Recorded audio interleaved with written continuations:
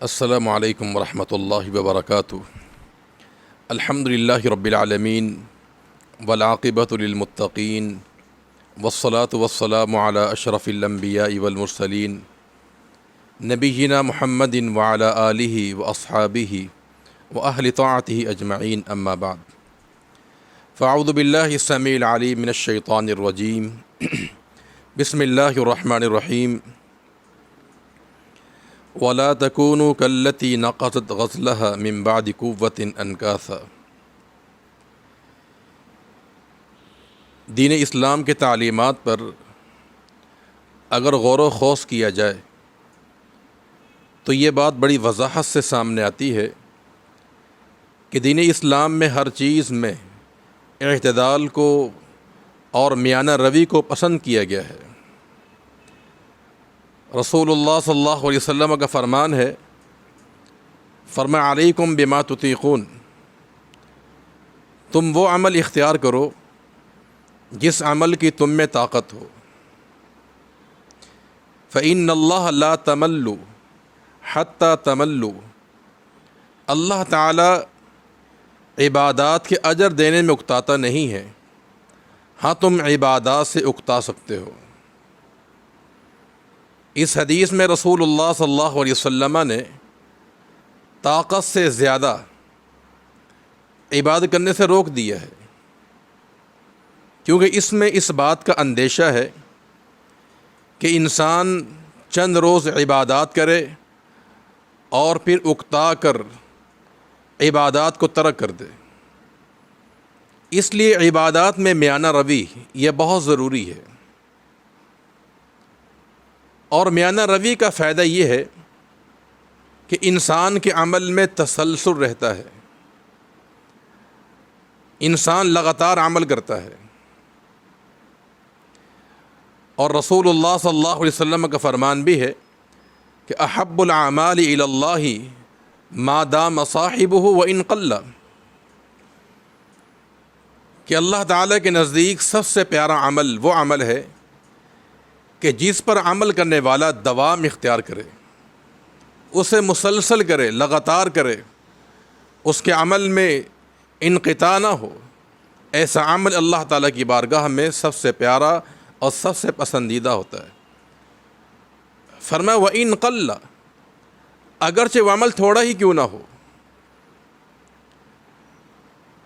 تو ہمیشگی والا عمل اس کا اجر بھی ہمیشہ ہی انسان کو ملتا رہتا ہے، لیکن جو عمل چند روز کیا جائے تو اس کا اجر بھی چند روز ہی انسان کو ملتا ہے۔ تو لہذا عمل میں میانہ روی بھی ہو اور انسان کے عمل میں تسلسل ہونا چاہیے، انقطاع نہیں ہونا چاہیے۔ اللہ تعالیٰ نے ہمیں ماہ صیام عطا کیا، ہم نے ماہ رمضان میں کچھ فرائض اور کچھ مستحبات ہم نے ادا کیے، روزہ رکھا، قرآن کی تلاوت کی، صدقہ خیرات کیا، اور عشر اخیر ہم نے جاگ کر گزارا۔ اب رمضان کے جانے کے بعد ہمارے عمل کا جو تسلسل ہے یہ ختم نہیں ہونا چاہیے، چونکہ تقویٰ ہے، یہ قرآن کی تلاوت ہے یا صدقہ خیرات ہے، یہ ایک مہینے کا عمل نہیں ہوتے۔ اللہ تعالیٰ کی ذات صرف رمضان کا رب نہیں ہے، ہماری یہ مساجد صرف ماہ رمضان تک محدود نہیں ہے، اس لیے ہم نے ماہ رمضان میں جو تقوی کا معیار قائم کیا اور اعمال کی عمارت ہم نے قائم کی ہے، اس عمارت کو انسان کو ہمیشہ قائم و دائم رکھنی چاہیے۔ دین اسلام میں عمل کی چھٹی نہیں ہوتی کہ ایک انسان یہ سوچے کہ میں نے چند دن اعمال کر لیے اب آرام کر لوں۔ نہیں میرے بھائیوں اور بہنوں، عمل میں چھٹی نہیں ہے، انسان کے عمل میں تسلسل ہونا چاہیے۔ مومن ایک عمل سے فارغ ہوتا ہے تو دوسرا عمل شروع ہو جاتا ہے۔ اب آپ اس کی مثال لے لیں کہ ابھی ہم نے ماہ رمضان کے روزے رکھے، اب روزے کا عمل ختم ہونے کے ساتھ ہی شوال کا مہینہ شروع ہو گیا۔ آپ جانتے کہ شوال کا مہینہ حج کا مہینہ ہے، تو گویا کہ ایک عمل ختم ہوا دوسرا عمل شروع ہو جاتا ہے۔ تو دین اسلام میں مومن کے لیے کوئی بھی عمل کی چھٹی کا تصور موجود نہیں ہے۔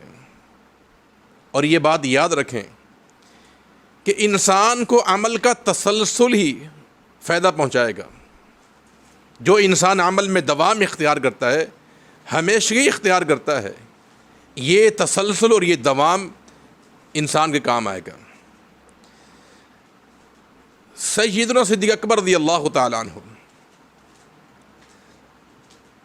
قرآن مجید کی جب یہ آیت یا ایتھا النفس المطمئنہ ارجعی الی ربک راضیۃ مرضیہ، اے نفس مطمئنہ لوٹ جا اپنے رب کی طرف.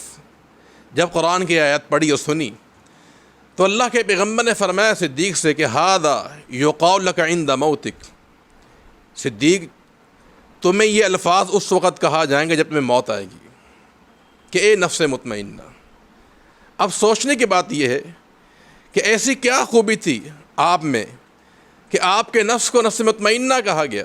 وہ خوبی یہی تھی کہ آپ عمل کے پہاڑ تھے، آپ کے عمل میں تسلسل تھا. تبھی تو آپ نے فرمایا تھا کہ صدیق قیامت کے روز تمہیں جنت کے 8 دروازے آواز دیں گے. اور آپ جانتے ہیں کہ 8 دروازے اعمال سے موسوم ہیں. کوئی باب الصلاۃ ہے، کوئی باب الزکوٰۃ ہے، کوئی باب الریان ہے، کوئی باب الجہاد ہے. یہ سارے اعمال کے دروازے ہیں. تو صدیق اکبر کی شان ہے رضی اللہ تعالیٰ عنہ کہ کل قیامت کے روز جنت کے 8 دروازے ان کو دعوت دیں گے، ان کو بلائیں گے. تو عمل میں اگر تسلسل ہو تو ایسے انسان کا نفس مطمئنہ ہوتا ہے. صحیح مسلم کی روایت ہے، اللہ کے پیغمبر نے سوال کیا کہ آج تم میں سے کون ہے جس نے کسی بیمار کی بیمار پرسی کی ہو؟ صحابی کھڑے ہوئے، صدیق کا اللہ کے پیغمبر یہ کام میں نے کیا ہے. فرمایا کون ہے جس نے کسی مسکین کو کھانا کھلایا ہو؟ آج کس نے نفلی روزہ رکھا ہے؟ جنازے میں شریک ہوا ہو؟ یہ چاروں کام کس نے کیے تھے؟ صدیق اکبر رضی اللہ تعالیٰ عنہ نے. تو آپ نے کیا فرمایا کہ جس مومن میں یہ کام چاروں جمع ہو جائیں، یہ چاروں کام اس کو جنت میں پہنچا کر رہتے ہیں. تو عمل میں اگر تسلسل ہو، دوام ہو، لگاتار کیا جائے تو یہ انسان کے بڑے کام آنے والا ہے. علی مرتضیٰ رضی اللہ تعالیٰ عنہ کے بارے میں آتا ہے کہ جب فاطمہ رضی اللہ تعالیٰ عنہ آٹا پیستے پیستے مشقت محسوس کرتی، اللہ کے پیغمبر کے پاس چلی گئی. آپ کو معلوم ہوا کہ آپ کے پاس کچھ غلام کو خادم آئے ہیں. جب گھر میں آئی تو اللہ کے پیغمبر موجود نہیں تھے. ازواج مطہرات سے اپنا مطالبہ بیان کر دیا کہ مجھے بھی ایک خادم یا غلام چاہیے. جب اللہ کے پیغمبر آئے اور آپ کو فاطمہ رضی اللہ تعالیٰ عنہ کا مطالبہ بتا دیا گیا. حضرت علی کا بیان ہے رضی اللہ تعالیٰ عنہ کہ جب رات ہوئی ہم بستر پہ پہنچ چکے تھے آرام کرنے کے لیے کہ اللہ کے پیغمبر ہمارے پاس آئے. فرمایا کہ کیا تمہیں میں ایسا عمل نہ بتاؤں جو خادم سے، غلاموں سے بہتر ہو؟ فرمایا جب بستر پر جاؤ تو 33 بار سبحان اللہ، 33 بار الحمدللہ اور 34 بار اللہ اکبر پڑھو. یہ غلام سے اور خادم سے بہتر ہے. حضرت علی کا بیان رضی اللہ تعالیٰ عنہ کہ جب سے میں نے یہ حدیث سنی ہے، یہ وظیفہ سنا ہے، اس وقت سے لے کے آج تک میں نے کبھی اس وظیفے کو ترک نہیں کیا. مسلسل ہمیشہ بلا ناغہ اس وظیفے کو پڑھتا ہوں. سائل نے سوال کیا حضرت علی سے کہ ولا لیلۃ بصفین، اے علی یہ بتاؤ کہ جنگ صفین کی رات بھی کیا تم نے یہ وظیفہ ترک نہیں کیا؟ کہا کہ نہیں. جنگ صفین کی رات بھی جب میں بستر پہ آرام کرنے کے لیے گیا تھا، میں نے اس رات بھی اس وظیفے میں عمل کیا ہے. سائل کے ذہن میں یہ سوال تھی، جب انسان جنگ میں ہوتا ہے، مصروف ہوتا ہے، فکر مند ہوتا ہے، تھکاوٹ کا شکار ہوتا ہے، شاید علی رضی اللہ تعالیٰ عنہ یہ وظیفہ کرنا بھول گئے. فرمایا کہ نہیں، میں نے اس رات بھی اس میں عمل کیا ہے.